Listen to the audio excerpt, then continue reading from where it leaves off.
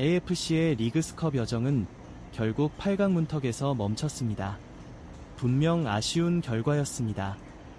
하지만 탈락 자체보다 더 많은 축구 팬들의 시선을 사로잡은 것이 있었습니다. 바로 손흥민이 경기장에서 맡고 있던 역할이었습니다. 경기 후 공개된 움직임 데이터를 자세히 살펴보면 상당히 묘한 장면이 나타납니다. 최전방 공격수로 출전한 손흥민의 활동 범위가 일반적인 스트라이커의 위치와는 상당히 달랐습니다. 페널티 박스 안에서 골을 기다리는 전형적인 공격수라기보다 중앙으로 내려와 공을 받아주고 측면으로 빠지고 때로는 중원 가까이까지 내려가 공격의 출발점 역할을 하고 있었습니다. 그리고 이 장면을 본 팬들 사이에서 묘한 말이 나오기 시작했습니다. 이 히트맵 어디서 본 것 같은데? 맞습니다. 놀랍게도 지난 월드컵 당시 손흥민에게서 나타났던 움직임과 상당히 비슷했습니다. 대표팀에서도 최전방에 있어야 할 손흥민이 중원까지 내려왔고 LAFC에서도 똑같은 현상이 반복되고 있었습니다. 감독도 다르고 팀도 다르고 전술도 다른데 왜 손흥민은 계속 같은 위치까지 내려오고 있는 것일까요? 여기에서 정말 중요한 질문이 하나 등장합니다. 손흥민이 많이 움직이는 것이 문제일까? 아닙니다. 손흥민은 원래 활동량이 많고 측면과 중앙을 자유롭게 오갈 수 있는 선수입니다. 문제는 다른 곳에 있습니다. 손흥민이 내려오지 않으면 공격이 제대로 진행되지 않는다는 것. 바로 이것이 핵심입니다.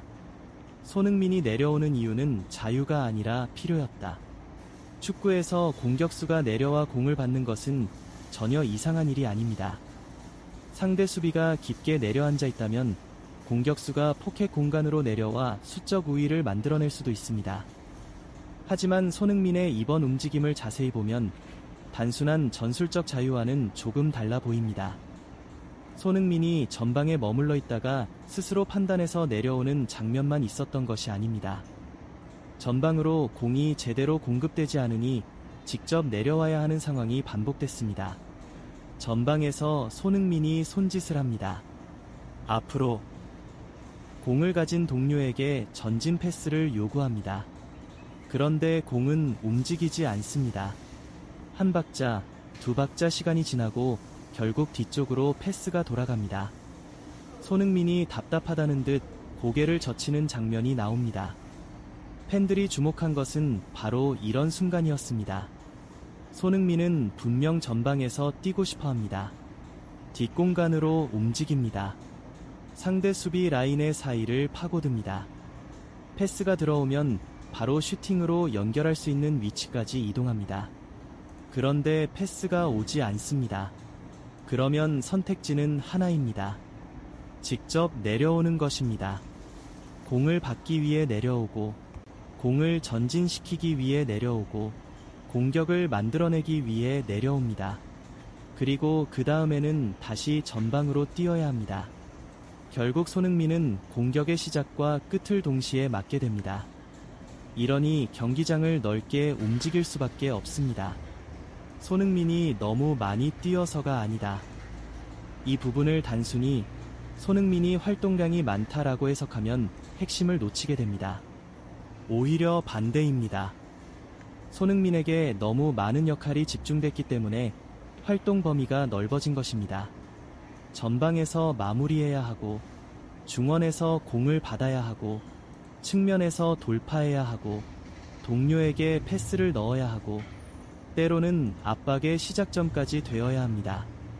그리고 마지막에는 직접 골까지 넣어야 합니다. 이런 상황이 계속 반복되면 아무리 뛰어난 선수라도 정상적인 공격수 역할을 수행하기 어렵습니다. 특히 손흥민처럼 스프린트와 순간적인 가속을 무기로 하는 선수에게는 더 치명적입니다. 손흥민의 가장 무서운 장면은 공을 오래 가지고 있을 때가 아닙니다. 오히려 공이 없는 상태에서 수비 뒤로 순간적으로 빠져나가는 움직임입니다. 한 번의 침투, 한 번의 스프린트, 한 번의 슈팅. 그것이 손흥민의 가장 강력한 무기입니다. 그런데 손흥민이 공격의 출발점이 되기 위해 중원까지 내려와 버리면 어떻게 될까요? 자연스럽게 박스 안에 들어가야 할 선수가 사라집니다. 그리고 이것은 단순한 위치 문제가 아닙니다. 팀 전체의 공격 구조가 달라지는 문제입니다. 월드컵에서도 똑같았다. 더 놀라운 것은 이 장면이 LAFC에서 처음 등장한 것이 아니라는 사실입니다. 지난 월드컵에서도 비슷한 문제가 나타났습니다. 손흥민은 최전방에만 머무르지 않았습니다. 중앙으로 내려왔고 측면으로 이동했고 때로는 공격의 출발점까지 내려갔습니다. 왜 그랬을까요? 이유는 간단했습니다. 전방에서 기다려도 공이 오지 않았기 때문입니다. 결국 손흥민이 직접 공을 받으러 내려왔습니다. 공을 받은 뒤 다시 앞으로 전진했습니다. 그리고 다시 박스 안으로 뛰어 들어갔습니다. 말 그대로 한 번의 공격에서 손흥민이 두세 가지 역할을 동시에 수행해야 했던 것입니다. 그렇다면 LAFC에서도 비슷한 일이 벌어지고 있는 이유는 무엇일까요? 팀은 달라졌는데 의 결과는 비슷할까요? 여기에서 팬들이 지적하는 문제가 등장합니다. 손흥민의 다재다능함이 오히려 독이 되고 있다는 것입니다. 막히면 손흥민이 내려가면 되잖아. 이런 식의 사고가 반복되면 감독 입장에서는 매우 편리합니다. 공격이 막힙니다. 손흥민을 내려보냅니다. 중원에서 전개가 안 됩니다. 손흥민에게 공을 맡깁니다. 측면에서 돌파가 필요합니다. 손흥민을 측면으로 보냅니다. 마지막 결정력이 필요합니다. 다시 손흥민에게 마무리를 맡깁니다. 문제는 이것이 한 경기에서 동시에 일어난다는 것입니다. 손흥민에게 잘하는 것이 너무 많기 때문에 모든 문제를 손흥민으로 해결하려는 구조가 만들어지는 것입니다. 축구에서는 이런 현상을 흔히 에이스 의존이라고 볼 수 있습니다. 한 명의 슈퍼스타가 팀의 여러 문제를 가려주는 순간 팀은 오히려 더 약해질 수 있습니다. 왜냐하면 그 선수가 모든 것을 해결해주는 동안 다른 선수들이 맡아야 할 역할이 명확해지지 않기 때문입니다. 그리고 손흥민이 아무리 뛰어난 선수라고 해도 혼자서 11명의 역할을 수행할 수는 없습니다. 올스타전이 오히려 모든 것을 증명했다. 그렇다면 손흥민을 높은 위치에 세우면 정말 공격력이 달라질까요? 이 질문에는 이미 답이 나와 있습니다. 바로 MLS 올스타전입니다. 짧은 시간 동안 손흥민이 보여준 모습은 상당히 상징적이었습니다. 손흥민은 전방에서 상대 수비를 흔들었고 적절한 타이밍에 패스를 받았으며 결정적인 위치에서 마무리했습니다. 그리고 단시간에 2골을 만들어냈습니다. 여기에서 중요한 것은 단순히 2골이라는 숫자가 아닙니다. 손흥민이 공격의 시작점이 아니라 공격의 최종 단계에 가까워졌을 때 얼마나 위협적인지가 드러났다는 것입니다. 특히 손흥민의 득점을 만들어낸 과정에서 미드필더의 역할이 눈에 들어왔습니다. 공격수 손흥민에게 필요한 것은 무조건 엄청난 슈퍼스타가 아닙니다. 때로는 단 한 명의 선수가 필요합니다. 손흥민의 움직임을 보고 손흥민이 뛰어드는 순간을 읽고 한 박자 빠르게 패스를 넣어주는 선수. 그런 선수가 있다면 이야기는 완전히 달라집니다. 팬들이 원하는 것은 사실 굉장히 단순하다. 팬들이 케빈 더브라위너급 선수를 데려와라 라고 말하는 것도 결국 같은 이유입니다. 손흥민이 공을 받기 위해 중원까지 내려오는 팀이 아니라 중원에서 공을 만들어 손흥민에게 전달해주는 팀을 만들라는 것입니다. 손흥민이 직접 공을 운반할 필요가 없도록 만들어야 합니다. 손흥민이 매번 2-3명의 수비수를 상대하며 탈압박할 필요도 없도록 해야 합니다.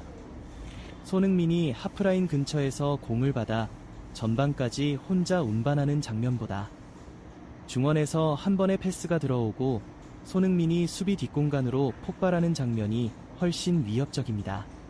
그런데 LAFC는 현재 그 구조가 부족합니다. 그래서 자연스럽게 이적 시장이 주목받기 시작했습니다. AFC가 공격수를 또 영입한 이유. 최근 LAFC가 바이엘 레버쿠젠 출신의 23세 공격수 아르민도 지프를 영입한 것도 이런 맥락에서 바라볼 필요가 있습니다. 처음 발표됐을 때 팬들의 반응은 엇갈렸습니다. 우리가 필요한 건 미드필더 아닌가? 손흥민과 부안가가 있는데 또 공격수? 에 가장 급한 중원을 놔두고 공격수를 데려왔나? 충분히 나올 수 있는 반응입니다. 실제로 LAFC의 가장 큰 문제 중 하나는 공격진 숫자 자체보다 공격진을 연결해줄 중원의 창의성이었습니다. 그런데 공격수를 추가했습니다. 다만 지프의 영입을 단순히 또 한 명의 공격수 추가라고만 볼 수도 없습니다.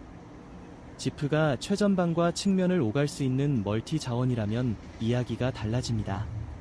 손흥민과 부안가에게 집중됐던 출전 부담을 나눌 수 있고 손흥민을 보다 자유로운 위치에 배치할 수도 있습니다.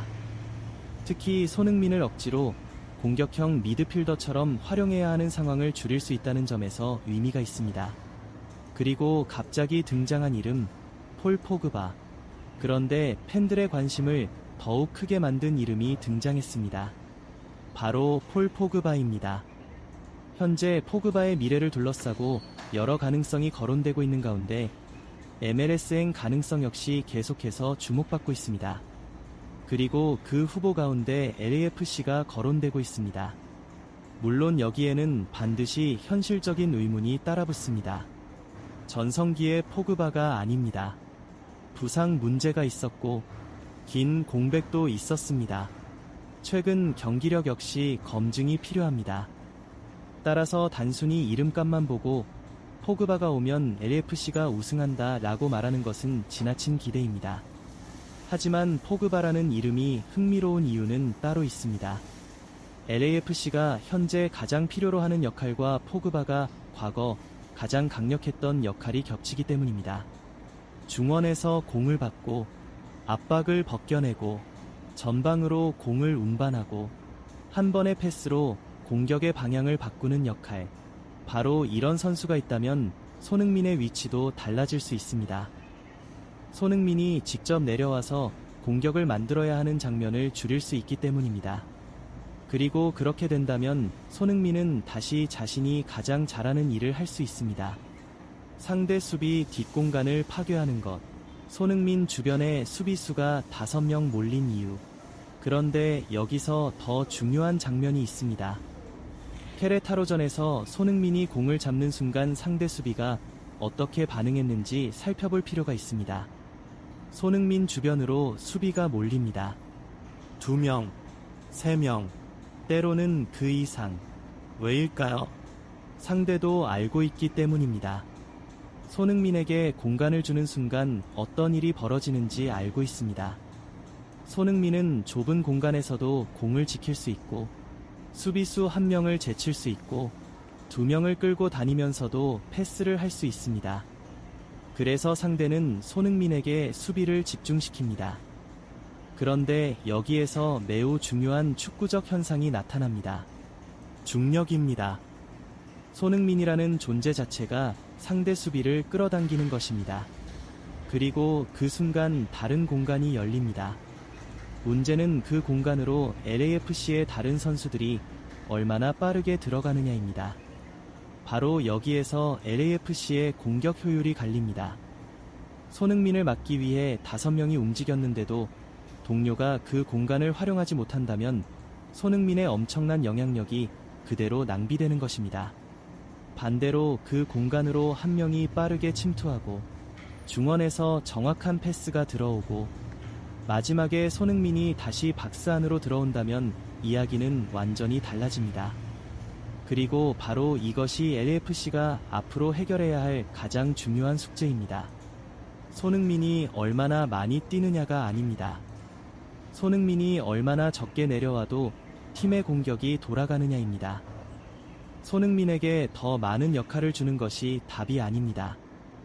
오히려 손흥민이 맡지 않아도 되는 역할을 다른 선수들이 해줘야 합니다. 중원에서 공을 전진시키고 수비 라인을 흔들고 적절한 타이밍의 패스를 공급하고 손흥민이 박스 안에서 기다릴 수 있도록 만들어야 합니다. 그래야 손흥민의 진짜 무기가 살아납니다. 그리고 LAFC가 지프 영입에 이어 정말로 중원 보강까지 성공한다면 지금까지 우리가 봤던 손흥민과는 전혀 다른 모습이 나올 가능성도 있습니다. 문제는 손흥민이 아닐 수 있습니다. 오히려 문제는 손흥민에게 너무 많은 것을 요구하고 있는 팀의 구조일지도 모릅니다. 그리고 그 사실은 리그스컵 탈락이라는 결과보다 오히려 더 중요한 메시지를 남겼습니다. LAFC가 다음 시즌을 진짜 우승 경쟁팀으로 만들고 싶다면 손흥민을 더 많이 뛰게 만드는 것이 아니라 손흥민이 덜 뛰어도 더 위험해지는 팀을 만들어야 합니다. 그렇다면 지프의 영입과 포그바 영입설은 과연 이 문제를 해결할 수 있을까요? 그리고 LAFC가 정말로 손흥민을 중심으로 새로운 공격 구조를 만들 준비가 되어 있는 것일까요? 이제부터가 진짜 문제입니다.